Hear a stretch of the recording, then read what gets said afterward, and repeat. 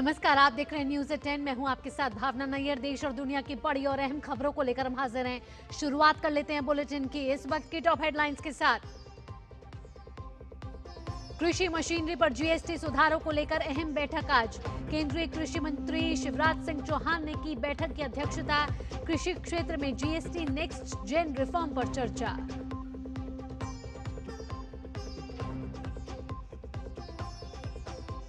Bharat UAE के बीच बढ़ेगा व्यापार। अबू धाबी दौरे पर केंद्रीय मंत्री पीयूष गोयल।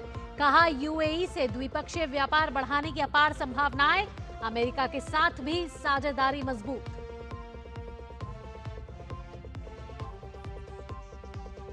अमेरिकी राष्ट्रपति ट्रंप आज चीन के राष्ट्रपति शी जिनपिंग से टिकटॉक डील पर करेंगे बातचीत। दोनों देशों के बीच बन सकती है सहमति।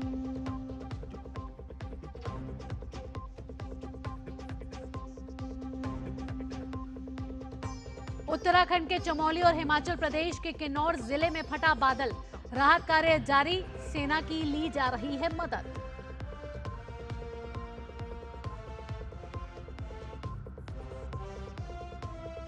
और खेल की खबरों में एशिया कप के अंतिम ग्रुप मैच में आज भारत ओमान की भिड़ंत।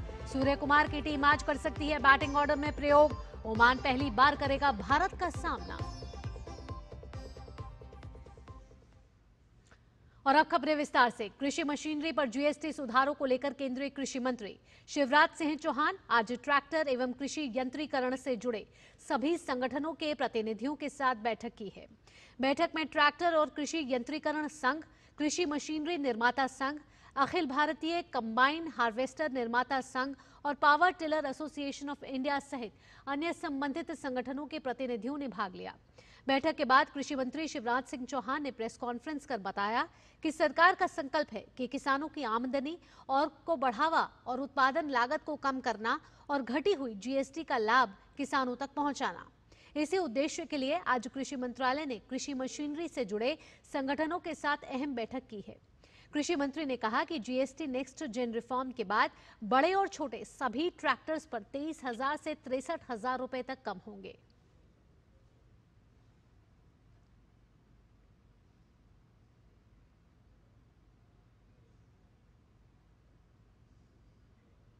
बैठक का उद्देश्य कृषि मशीनरी और उपकरणों पर हाल ही में घोषित जीएसटी दरों में कमी के निर्णय पर चर्चा करना, किसानों तक इसके लाभों का व्यापक प्रसार सुनिश्चित करना और सुधार उपायों के सुचारू क्रियान्वयन की रणनीति बनाना है। मोदी सरकार द्वारा जीएसटी में कमी से ट्रैक्टर और अन्य मशीनरी की कीमतों में किसानों के लिए 7 से 13% तक घटेंगी। वहीं सब्सिडी योजनाओं और घटे कराधान का दोहरा लाभ किसानों को मिलने वाला है।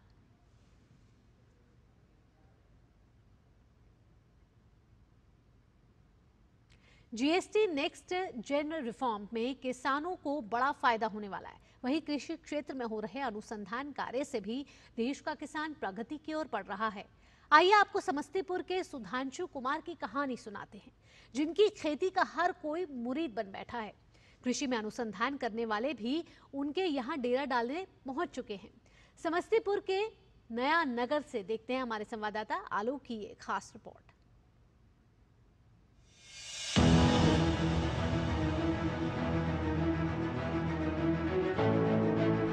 किसान अगर ठान ले तो खेत सिर्फ अन्न ही नहीं करोड़ों की आय भी दे सकते हैं। इसकी जीती जागती मिसाल है समस्तीपुर के सुधांशु कुमार। दिल्ली विश्वविद्यालय से इतिहास में पोस्ट ग्रेजुएट हंसराज सुधांशु कुमार पहले अपने पिता का सपना पूरा करने के लिए सिविल सर्विसेज की तैयारी कर रहे थे। 2 बार प्रीलिम्स तो पास किया, लेकिन मेंस में सफलता नहीं मिली। इसके बाद सुधांशु ने अपनी राह बदली और कृषि क्षेत्र में कदम रखा। आज वे कुल 150 एकड़ में खेती कर रहे हैं, जिनमें से 125 एकड़ सिर्फ फलों के लिए समर्पित है। उनकी सालाना आय लगभग 3 करोड़ रुपए है और उनका लक्ष्य अगले 3 साल में 5 करोड़ का टर्नओवर हासिल करने का है। हर एक माता पिता का ये ख्वाहिश होता है कि उसका बच्चा आईएएस बने, तो उसी रोड पर हम भी थे। प्रीलिम्स दिए, फर्स्ट टाइम मेंस में नहीं हुआ, फिर सेकंड टाइम प्रीलिम्स दिए। फिर हमको अचानक लगने लगा कि ये रैट रेस में कुछ नहीं होने वाला है। तो हमेशा गांव से लगाव था, तो हम लोग को हम शुरू से ही लगता था कि नहीं, गांव जाके ही काम करेंगे। बहुत अच्छा लगता था गांव में। ऐसा भी नहीं था कि गांव आके हमको खेती ही करना था, ये भी दिमाग में नहीं था। हम पहली बार अगर कॉलेज के बाद आए तो एक बहुत बड़ा मॉडर्न डेयरी प्रोजेक्ट लेके आए थे। सुधांशु कुमार ने बागों में आम, लीची, केला, मौसमी, अमरूद, नींबू जैसे पारंपरिक फल तो हैं ही, साथ ही वे स्ट्रॉबेरी और ड्रैगन फ्रूट जैसी आधुनिक और महंगी फसलों की भी खेती कर रहे हैं, जिनकी देश और विदेश में भारी मांग है। ड्रैगन फ्रूट की खेती मुश्किल और खर्चीली मानी जाती है, लेकिन सुधांशु ने अपनी लगन और तकनीक से इसे भी संभव कर दिखाया। सुधांशु ने किसानों की कमजोर आर्थिक स्थिति के पीछे सबसे बड़ा कारण मंडियों के बिचौलियों को बताया। सरकार बात करती है दुगनी इनकम करने की, यहाँ तो हम लोग देख रहे हैं कि अगर सही प्रोडक्ट आप चुन लिए, दुगनी क्या हमको लगता है 6 गुनी 7 गुनी या कोई प्रोडक्ट में 10 गुनी आमदनी हो सकती है। और ये सच्चाई है एग्रीकल्चर का, लेकिन फिर आपको इन्वेस्ट करना होगा। और हम ये समझ सकते हैं सबके लिए इन्वेस्ट करना संभव नहीं है, तो हम लोग ज़्यादातर किसान को अगर बोलते हैं लीक से हट के खेती करना, क्योंकि मेरा मानना है कि गेहूँ, मक्का या धान करने से आप हैंड टू माउथ ही रहेंगे। तो next best example will be banana, जो आसान है, हमारे इस पर्यावरण में सूट भी करेगा, लोग जिंदगी भर देखते आए हैं बनाना को, और बनाना है जो आपको लगभग, अगर आप अच्छे किसान हैं, अभी हम मात्र 12-13 रुपया किलो पर अगर जोड़ें तो लगभग 2.5 लाख रुपया आपको मिलेगा। अपनी खेती से सुधांशु को रोजगार दाता भी बना दिया है। सुधांशु 20 लोगों को स्थायी नौकरी देते हैं और सालाना करीब 20 लाख रुपए सिर्फ वेतन पर खर्च करते हैं। इतना ही नहीं, सुधांशु आसपास के किसानों को भी व्यावसायिक खेती के लिए प्रेरित कर रहे हैं। हम लोग स्टाफ 40-50 गो है जो महीनबारी पर है, ठीक है। उसके बाद लेबर का जरूरी पड़ता है तो दूसरे जगह से भी आता है लेबर, 40-50 करके आता है, ऐसे मतलब लेबर का जरूरी पड़बे करता है किसानी लाइन। यहाँ पर अगर 10-15 हज़ार का अगर इन लोग को अगर महीना का मिलता है तो बहुत खुश रहेगा। झूठ मूठ दिल्ली बम्बई में अगर 20 हज़ार देता है तो उन लोग को बचता वहाँ नहीं पैसा है। सुधांशु सिंह 25 एकड़ में G9 केले की खेती कर रहे हैं। यह किस्म अपने बड़े उत्पादन और मजबूती के कारण बाजार में बहुत लोकप्रिय है। यह खराब मौसम में भी फलने फूलने की क्षमता रखती है और रोग प्रतिरोधी भी है। खेती किसानी को लेकर सुधांशु कुमार ने जो नई राह दिखाई है, वह सिर्फ उनके लिए नहीं बल्कि पूरे इलाके और देश भर के किसानों के लिए एक मिसाल है। उनकी कहानी ये साबित करती है कि अगर सोच बड़ी हो और मेहनत सच्ची हो तो खेती भी करोड़ों की आय और हजारों के लिए रोजगार का जरिया बन सकती है। समस्तीपुर के नया नगर से कुमार आलोक की रिपोर्ट, डीडी न्यूज। केंद्रीय उद्योग एवं वाणिज्य मंत्री पीयूष गोयल यूएई के दौरे पर हैं। इस दौरान पीयूष गोयल ने अबू धाबी निवेश प्राधिकरण के प्रबंध निदेशक शेख हामिद बिन जायद अल नहयान के साथ निवेश मुद्दे पर भारत यूएई उच्च स्तरीय संयुक्त कार्यबल की 13वीं बैठक की सह-अध्यक्षता की। संयुक्त अरब अमीरात के प्रतिनिधि मंडल में वहां के विदेश व्यापार मंत्री डॉक्टर थानी बिन अहमद अल जायोदी, अबू धाबी आर्थिक विकास विभाग के अध्यक्ष अहमद जसीम अल जाबी और अन्य वरिष्ठ अधिकारी शामिल हुए। भारत की ओर से विभिन्न मंत्रालयों, आरबीआई और इन्वेस्ट इंडिया सहित प्रमुख मंत्रालयों और एजेंसियों के अधिकारी बैठक में शामिल हुए। दोनों पक्षों की वार्ता में व्यापक आर्थिक भागीदारी समझौते की प्रगति की समीक्षा की गई, जिससे पिछले 3 वर्षों में द्विपक्षीय व्यापार लगभग 100 अरब डॉलर तक पहुंच गया है। दोनों देशों के बीच गैर तेल और गैर कीमती धातुओं का मौजूदा व्यापार 55 अरब डॉलर का है, जिसे अगले 3 वर्षों में 100 अरब डॉलर तक पहुंचाने का लक्ष्य रखा गया है। वर्ष 2025 की पहली छमाही में गैर तेल क्षेत्र में द्विपक्षीय व्यापार साल दर साल 34% बढ़कर लगभग 38 अरब डॉलर पहुंच गया है। The Comprehensive Economic Partnership Agreement had set a target of expanding trade to $100 billion, which we have achieved last year.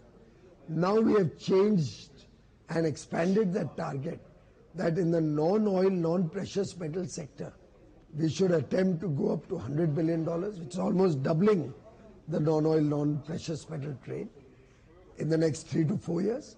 And we are working towards finding greater markets in UAE and through UAE in other areas in this region. केंद्रीय मंत्री पीयूष गोयल ने कहा कि US के साथ tariff वार्ता सकारात्मक दिशा में आगे बढ़ रही है। साथ ही उन्होंने अमेरिका के साथ रिश्ते को 2 मित्र देशों के बीच एक मजबूत, व्यापक और रणनीतिक साझेदारी बताया। US discussions with the assistant USTR happened 2 days back. They were productive and are working on the right track.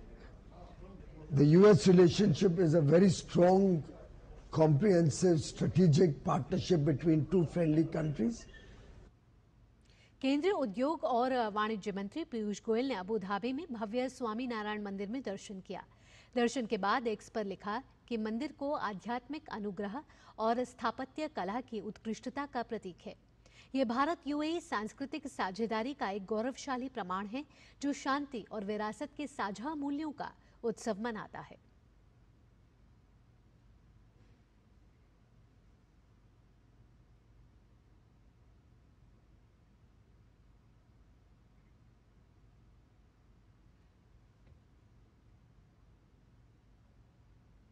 और अब खबर मानसून से जुड़ी हुई। मानसून के दौरान बंद रही चारधाम यात्रा की हेलीकॉप्टर सेवाएं एक बार फिर शुरू होने जा रही हैं, जिसे नागर विमानन महानिदेशालय ने मंजूरी दे दी है।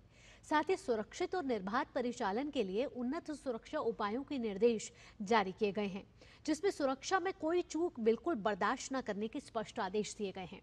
नागर विमानन मंत्री द्वारा जारी निर्देशों के अनुसार डीजीसीए ने 13 और 16 सितंबर 2025 तक अपनी टीम द्वारा सभी हेलीपैड, हेलीकॉप्टरों, संचालकों को तैयारियों का व्यापक निर्देश जारी किया, जिसके बाद संचालन फिर से शुरू करने की स्वीकृति दी गई। गौरतलब है कि बीते 6 महीनों में चारधाम यात्रा जाने वाले कुछ हेलीकॉप्टर दुर्घटनाग्रस्त हो गए थे, जिसके बाद सरकार ने हेलीकॉप्टर सेवा पर रोक लगा दी थी। अब एक बार फिर सरकार और डीजीसीए ने आपस में बैठक कर सेवा को फिर से शुरू करने का फैसला किया है। भारतीय जनता पार्टी के सांसद निशिकांत दुबे ने नेपाल में जेएनजी के प्रदर्शन पर राहुल गांधी के बयान को लेकर उन पर पलटवार किया है। सोशल मीडिया प्लेटफॉर्म एक्स पर अपने एक पोस्ट में निशिकांत दुबे ने राहुल गांधी को जवाब देते हुए लिखा कि जेएनजी का प्रदर्शन परिवारवाद और भ्रष्टाचार के खिलाफ था। वह आपको क्यों बर्दाश्त करेगा? दरअसल राहुल गांधी ने देश के युवा, छात्र, जेनजी को लेकर एक्स पर एक पोस्ट में लिखा था कि ये संविधान को बचाएंगे, लोकतंत्र की रक्षा करेंगे, वोट चोरी रोकेंगे। उन्होंने इस कार्य में युवाओं का साथ देने का आश्वासन भी दिया था।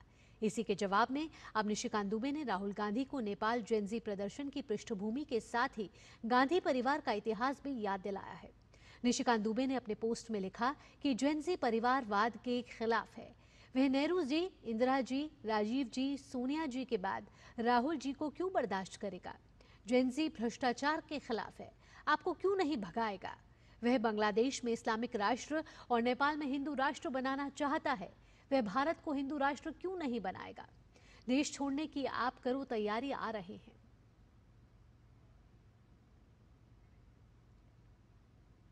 Chief justice of India B R. Gavai ने भगवान विष्णु को लेकर की गई टिप्पणी के मामले में सफाई पेश की है। चीफ जस्टिस ने कहा है कि मैं हर धर्म का सम्मान करता हूं। दरअसल मंगलवार को मध्य प्रदेश के खजुराहो स्मारक समूह के अंतर्गत आने वाले जावरी मंदिर में भगवान विष्णु की 7 फुट ऊंची सिर कटी मूर्ति की पुनर्स्थापना की मांग वाली याचिका पर सुप्रीम कोर्ट में सुनवाई से इनकार कर दिया था।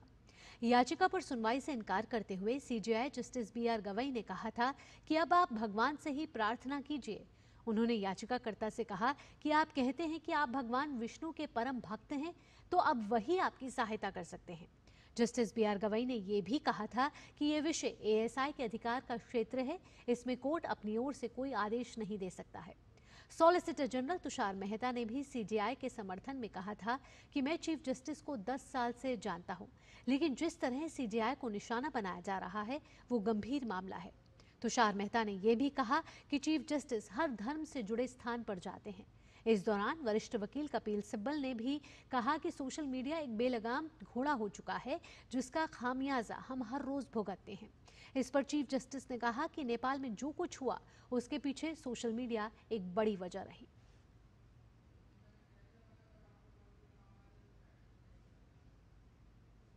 वक्त एक छोटे से ब्रेक का हो गया है, जल्द लौटते हैं। यार, उम्र के साथ मेडिकल बिल्स भी बढ़ रहे हैं। बिल्कुल, इसलिए हेल्थ इंश्योरेंस तो जरूरी है, पर भाई प्रीमियम बहुत कॉस्टली पड़ता है। अब नहीं, सरकार ने हेल्थ इंश्योरेंस को जीएसटी फ्री कर दिया है। वाह, मतलब मेरी अगले प्रीमियम पे 5,000 से ज्यादा की जीएसटी बचत। Enjoy tax free health insurance. अब आया असली स्वाद। अब आया स्वाद। जब स्वाद के पड़े हो लाले तो MDH का चंकी चाट मसाला डालें। MDH का चंकी चाट मसाला। MDH। मेरी पसंद। मेरी पसंद। मेरी पसंद। मेरी पसंद। हमारी पसंद। हम सबकी पसंद। मजबूत देश का मजबूत सरिया हो गया स्टील। सुनो, एक अच्छी इंश्योरेंस पॉलिसी AI से पूछते हैं। एक ऐसी पॉलिसी जिसमें प्रीमियम पेमेंट हो लिमिटेड पर इनकम आती रहे लाइफ टाइम। LIC का जीवन उत्सव। एक ऐसी पॉलिसी जो दे होल लाइफ इंश्योरेंस कवर भी। LIC का जीवन उत्सव। वाओ, चलो तो LIC की जीवन उत्सव पॉलिसी ही लेते हैं। मैं भी तुमसे यही कह रही थी।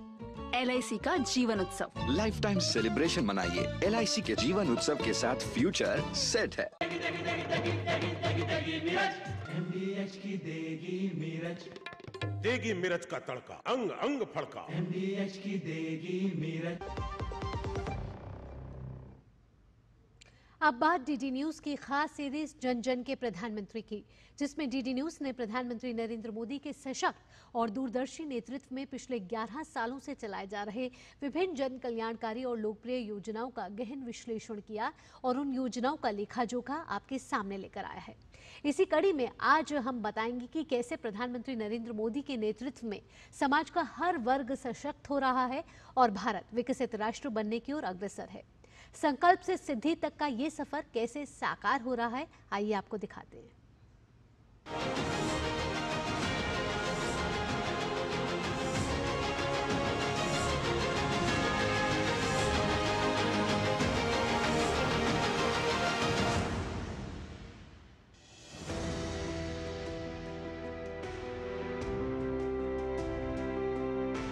समाज के हर वर्ग को सामाजिक सुरक्षा देना प्रधानमंत्री नरेंद्र मोदी की सरकार की सबसे अहम प्राथमिकताओं में से एक है। हर वर्ग, हर जात, हर मजहब को सामाजिक और आर्थिक रूप से सुरक्षा देना सरकार ने अपना कर्तव्य माना है। गरीब से लेकर महिला, बुजुर्ग से लेकर दिव्यांग तक हर वर्ग के लिए योजनाएं बनी और उनको जमीनी स्तर पर लागू भी कराया गया। नरेंद्र मोदी जी ने पिछले 11 वर्षों में जो सामाजिक सुरक्षा की योजनाएं शुरू की हैं उसका लाभ गरीब तक पहुंचा है। शायद यही कारण है कि आज हमारी जो बहुआयामी गरीबी है वो अब बहुत तेजी से घटी है। केंद्र में सरकार बनते ही प्रधानमंत्री नरेंद्र मोदी ने गरीब कल्याण का संकल्प लिया। गरीबों के लिए मोदी सरकार ने प्रधानमंत्री गरीब कल्याण अन्न योजना से लोगों को मुफ्त राशन दिया। प्रधानमंत्री आवास योजना के तहत पक्के मकान दिए। जनधन खाते खोलकर गरीबों को सीधे बैंकिंग व्यवस्था से जोड़ा और बिचौलियों को दूर करके सीधे उनके खाते में तमाम योजनाओं और उनके हक का पैसा डाला है। यही नहीं, आयुष्मान कार्ड के माध्यम से गरीब के इलाज की चिंता भी दूर कर दी है। गरीब के साथ ही महिला कल्याण और उसकी सामाजिक सुरक्षा का मोदी सरकार ने हमेशा ध्यान रखा है। प्रधानमंत्री नरेंद्र मोदी ने सत्ता में आने के बाद आधी आबादी को सशक्त करने के लिए ठोस कदम उठाया। महिलाओं को मुख्य धारा में लाकर उन्हें निर्णय लेने वाले पदों तक पहुंचाने का काम किया। मोदी सरकार ने जहां उज्ज्वला योजना से घर घर की महिलाओं को धुएं से मुक्ति दिलाई, तो वहीं मुद्रा लोन देकर उनको आर्थिक रूप से सशक्त किया। खास बात यह है कि मुद्रा योजना में करीब 70% लाभार्थी महिलाएं हैं। मुस्लिम महिलाओं के हितों के कल्याण के लिए ट्रिपल तलाक कानून बनाकर मुस्लिम महिलाओं को उनका अधिकार दिलाया। हम लोग चूल्हा में खाना बनाते थे, अब उज्ज्वला योजना से हम लोग को गैस मिला, उसमें खाना बनाते हैं, अब बहुत अच्छा। प्रधानमंत्री नरेंद्र मोदी हमेशा कहते हैं कि जिनको कोई नहीं पूछता उनकी वे पूजा करते हैं। इसी सोच के चलते बुजुर्गों और दिव्यांग जन के जीवन में महत्वपूर्ण बदलाव लाए गए।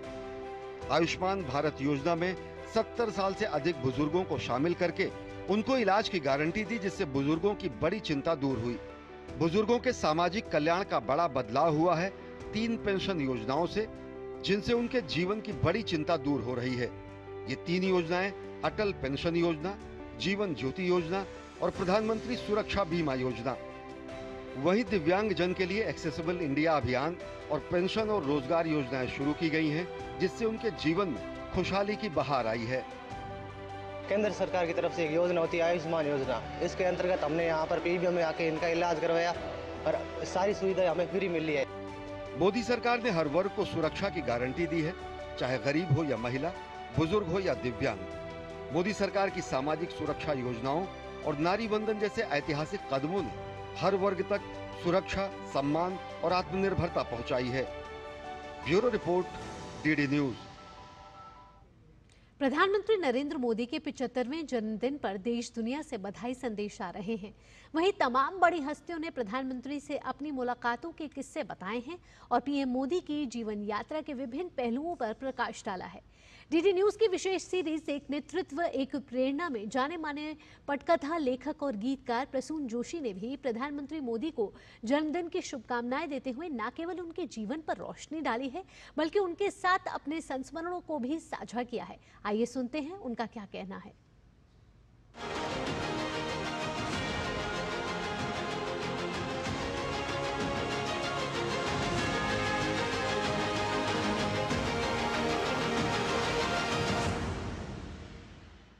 मैं उनसे पहली बार गुजरात में एक एंथम हम कर रहे थे,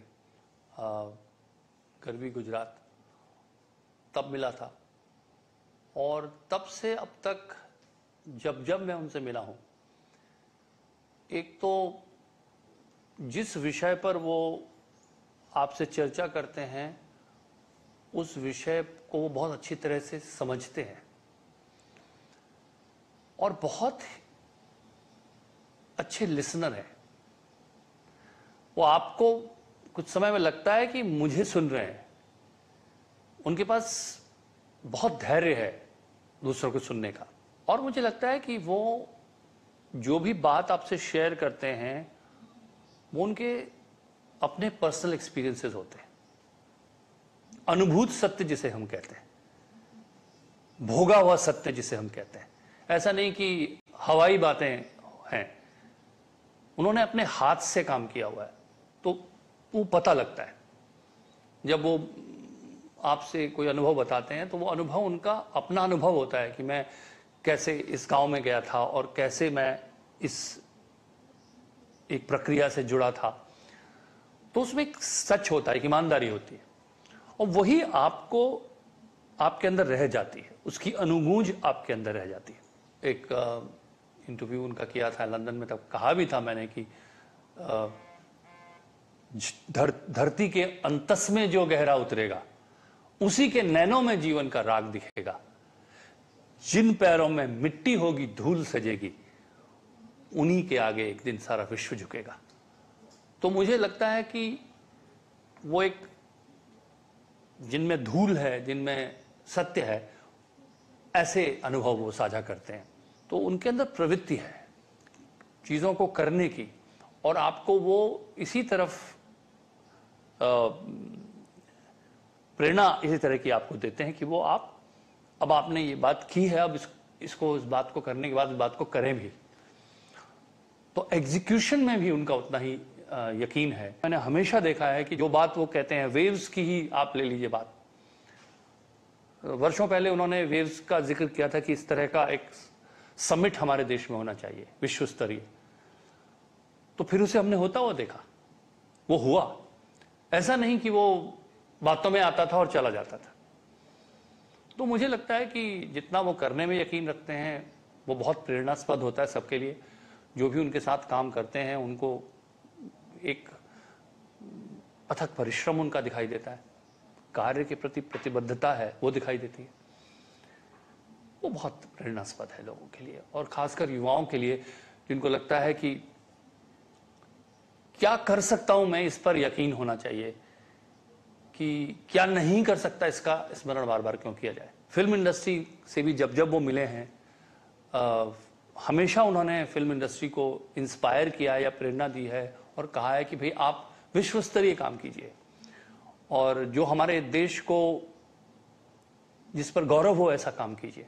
आज एक समय आ गया है कि हम अपनी भुजाओं पर नाज करें, और मुझे लगता है आदरणीय प्रधानमंत्री जी बार बार हमारे युवाओं को ये प्रेरणा देते हैं कि आप अपनी भुजाओं पर विश्वास करें, हम कर सकते हैं, ये देश कर सकता है। और वो चाहे फिल्मों के माध्यम से वो कहते हों या और जितनी भी उनके इनिशिएटिव्स होते हैं वहाँ, लेकिन एक चीज़ साफ दिखती है कि वो चाहते हैं कि देश का आत्मविश्वास जो है वो कम ना हो।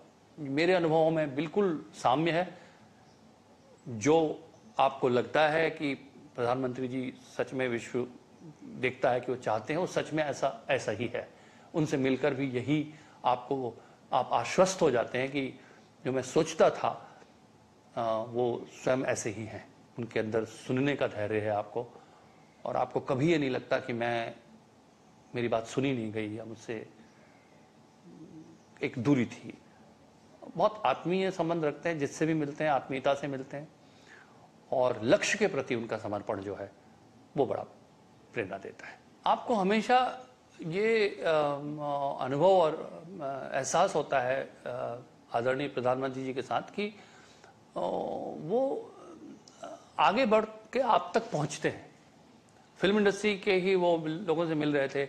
मुझे याद है मनोज कुमार जी थे, उस वक्त स्वस्थ नहीं थे, तो कैसे प्रधानमंत्री जी स्वयं उनकी तरफ पहुंच रहे थे। उनको मालूम था कि आसानी से मुझ तक नहीं पहुंच पा रहे। तो ये एक प्लान्ड नहीं करते हैं वो कुछ। वो सामने जो एक उस वक्त उनको जो भावना, एक मानवीय भावना, जब मानवीय संवेदना होती है कि वो उनके अंदर बहुत गहन रहती है, और जिसे आप रीचिंग आउट योरसेल्फ कहते हैं, क्योंकि अंग्रेजी में कहते हैं ना आइवरी टावर। आप एक आइवरी टावर में हैं, वहां पर आप सब पहुंच नहीं सकते, तो वो लोगों तक कैसे पहुंचना है, वो लोगों तक पहुंचते हैं। ये बहुत बड़ा गुण है उनके अंदर कि आप संघर्ष नहीं करते उन तक पहुंचने का। इससे पहले कि आपको लगता है कि मैं कैसे पहुंचूं, उनका हाथ आपकी तरफ बढ़ता है। ये मुझे उनके व्यक्तित्व में बहुत खासियत लगती है। उनके जन्मदिन पर मैं बहुत बहुत देश की तरफ से, इंडस्ट्री की तरफ से शुभकामनाएं देना चाहता हूं, और उनको इतनी ही भगवान शक्ति दे कि वो देश के लिए जिस तरह से समर्पित हैं वो रहें, और जिस तरह से वो कर्म करते हैं वो करते हैं देश के लिए, और ये देश को ऊर्जा देता है, प्रेरणा देता है।